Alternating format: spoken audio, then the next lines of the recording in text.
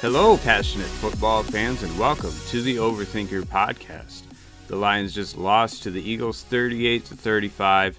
And yeah, that was a pretty entertaining game. The Lions went right down the field and scored on their first drive. And then the Eagles basically had 21 points unanswered.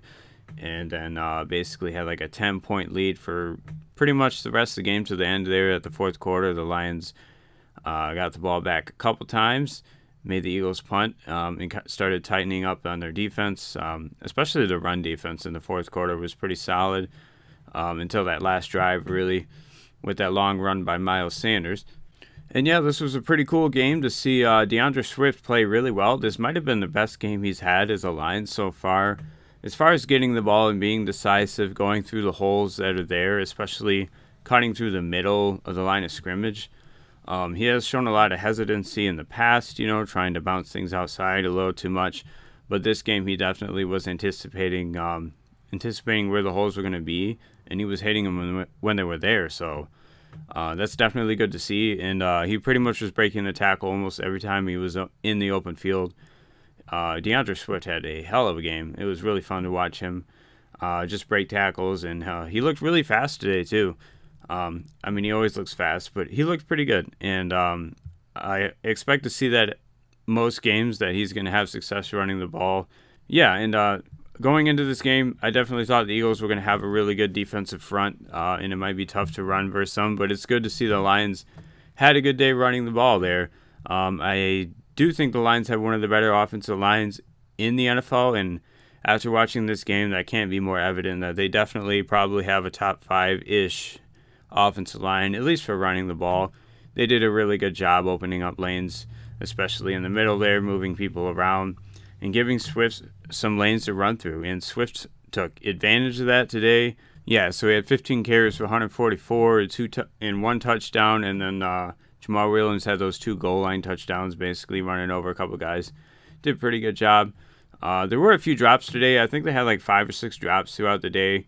Now, a few of those were really good, really well-placed passes, but a couple of them weren't the best. A couple of them were kind of out away from the receiver where they had to make a tough catch, either being a little low or a little high. And some of that's on Jared Goff, but also in the NFL, you really want guys to be able to catch those balls. If it hits you in the hands like that, a lot of times in the NFL, you just expect them to catch it. But it does make it more difficult on the receiver because they're already having to adjust for where the defenders are. So if you put the ball in a weird spot where they're not expecting it, it does make it difficult on the wide receiver. And yeah, definitely throughout this game, the Lions were able to run the ball a lot and have success with it. But then, when we passed the ball at times, it wasn't looking too good, especially in the first half. I think at some point in the third quarter, Jared Goff had like 60 yards passing. And then, obviously they had a few drives there at the end to kind of give him some more passing yards. And they did a pretty good job in the second half, getting the ball downfield a little better and attacking the areas of the field that the Eagles were just not covering in the first half. Especially in the second quarter, it looked like a lot of times when the Lions came out in these kind of ace bunch formations where you got like 2 wide receivers close together on either side, and the one running back in the backfield. A lot of times when we were running those formations, the Eagles were just completely vacating the flats, and there was like nobody. It was some kind of zone coverage, like a deep zone coverage, and there was like nobody covering the flat. But in the second half, the Lions ran some some screen plays and other plays to the flat to kind of take advantage of that, the fact that the Eagles were basically not covering that portion of the field. And yeah, they gave us some big plays on those screens. Had, Hawkinson and Swift. So it is good to see the coaching staff to make adjustment like that at halftime. Definitely something they've probably seen that they knew they could exploit. And the Lions have some guys that are good in the open field, like Hawkinson, Swift, Amon-Ra. And those guys can make people miss and make you pay. And yeah, for the most part, it looked like Jared Goff played pretty well. Was kind of conservative, especially in the first half. But, in the second half, when we really needed some plays, he was making some nice plays. And you also have to look at those drops. Some of those drops were not his fault. And, some of those drops could have led to points if they were caught, obviously. So he did play a pretty good game. Not the best game of his career or anything, but he definitely played well enough to win, so I wouldn't really put this loss on him. The Lions didn't really do good on defense, especially in the first half. They really had no plan for how to stop A.J. Brown. It looked like initially their plan was going to be just kind of line up in man coverage and hope Amani Oruwariye can do it, but couldn't quite do it. I mean, I really like Amani, but that's a really tough assignment, and there's really not many corners in the NFL that you would let cover A.J. Brown like that in one-on-one coverage. But the Lions tried it, didn't work at all. And that's not really surprising. A.J. Brown's an insanely talented wide receiver.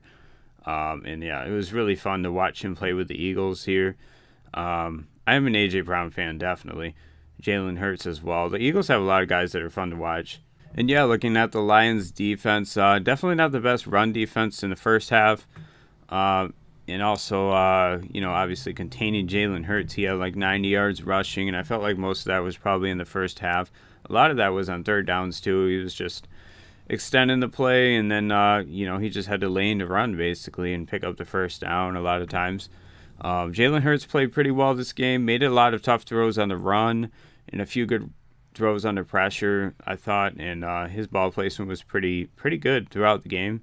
Didn't make really many mistakes, and I thought this is one of his best games he's played, and I think going forward you can really expect Jalen Hurts to just consistently get better as he keeps getting more experience in the NFL. It's not a guy that's been playing quarterback for a very long time, and he's doing pretty well, and I would expect him to obviously just keep getting better. Yeah, and I think the Eagles were really smart for going out and getting a guy like A.J. Brown who can just get instant separation versus just about everyone.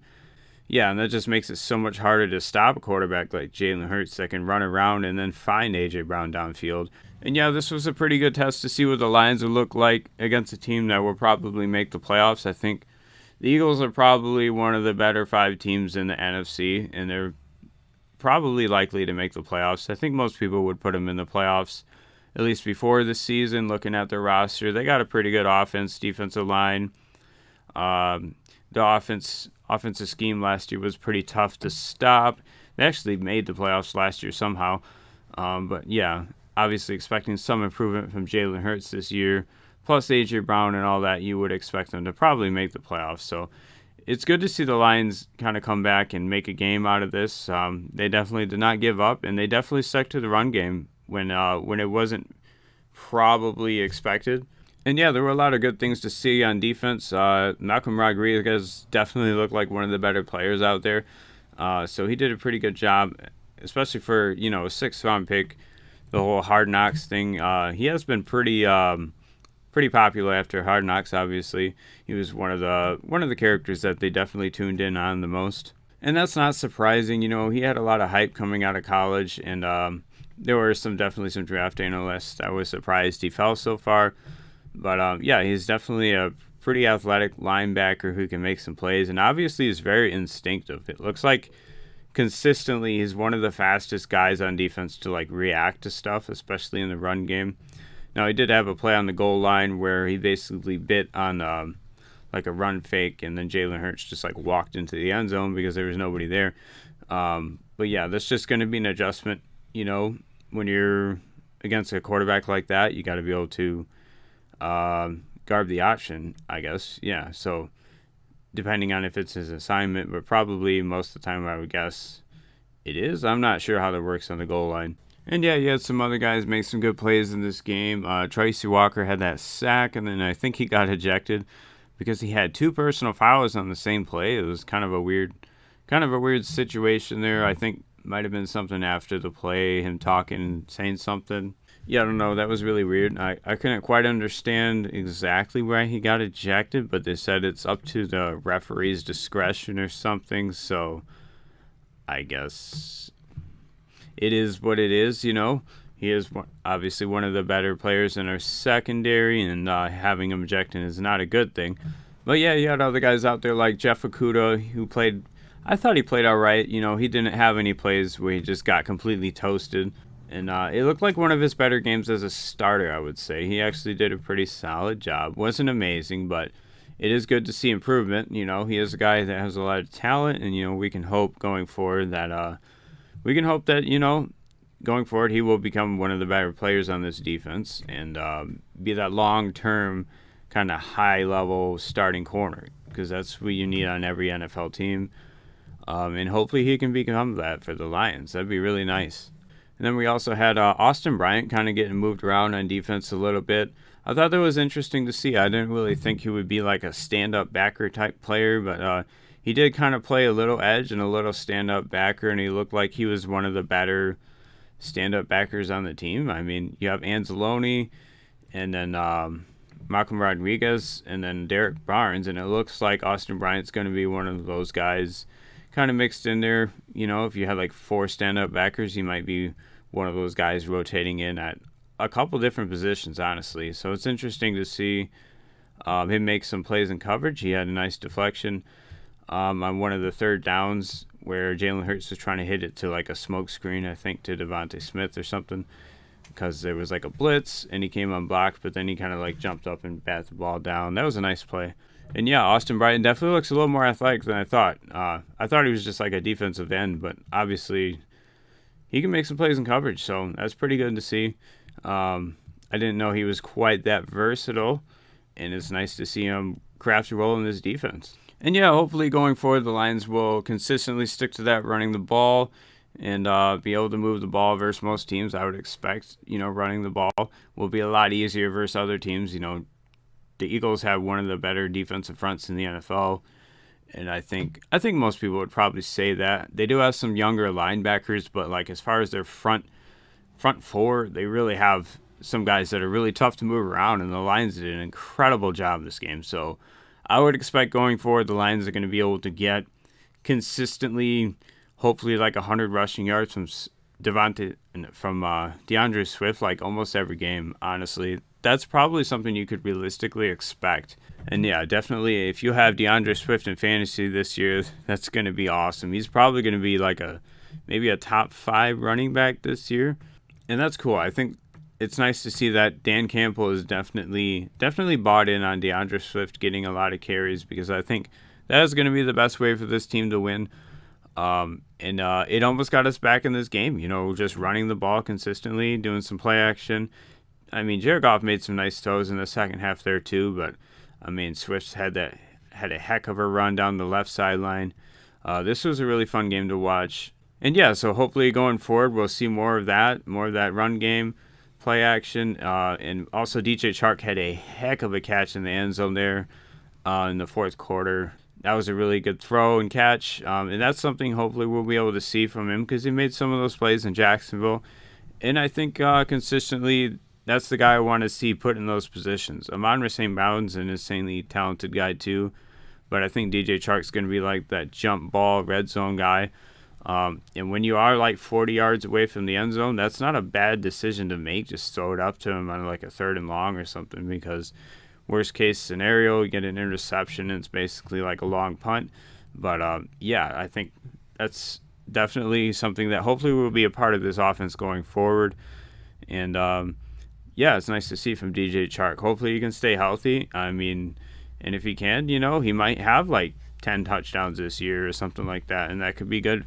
Yeah, so overall, I guess I am pretty impressed. I was expecting the Eagles to probably win by more than 4 points. They were favored. I was expecting to probably win by like 10 points or so. I thought they were a much better roster going into this game, and I still probably think they are, but the Lions definitely played to their strengths, ran the ball well, and got a few stops when they needed it, and they almost did it. They almost made this happen, it was really just like one play where Miles Sanders kind of saw a hole on the left side, cut back, and made a nice run out of that play, and basically that just about sealed it. He had Boston Scott a couple plays later get a first down, but it really was that big run by Miles Sanders.